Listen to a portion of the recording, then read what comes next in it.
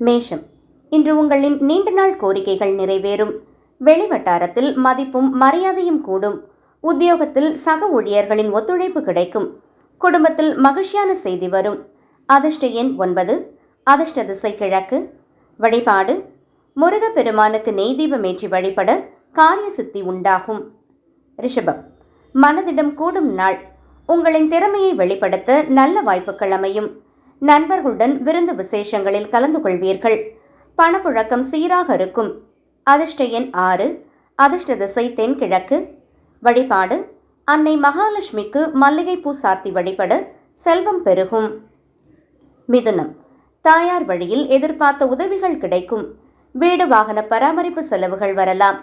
புதிய பொருட்கள் வாங்கும் யோகம் உண்டு. அலுவலகத்தில் உங்கள் ஆலோசனைகளுக்கு மதிப்பு கூடும்.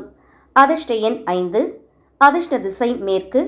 வழிபாடு மகாவிஷ்ணுவை வணங்கி துளசி அர்ச்சனை செய்ய மனமீதி கிடைக்கும். கடகம், தைரியமான முடிவுகளை எடுத்து வெற்றி காண்பீர்கள்.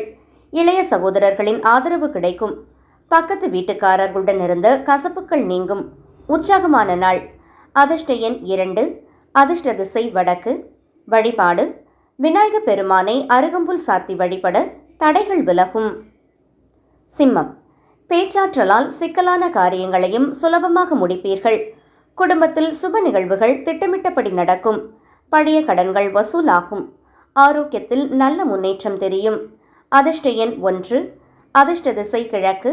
வழிபாடு சூரிய பகவானை வணங்கி வர அரசாங்க அனுகூலம் கிடைக்கும். கன்னி, ராசிக்குள் சந்திரன் சஞ்சரிப்பதால் உங்கள் ஆளுமை திறன் வெளிப்படும். புதிய திட்டங்களை செயல்படுத்த இதுவே சிறந்த நேரம். அரசாங்க ரீதியான உதவிகள் எளிதாக கிடைக்கும். அதிர்ஷ்ட எண் 5. அதிர்ஷ்ட திசை தெற்கு.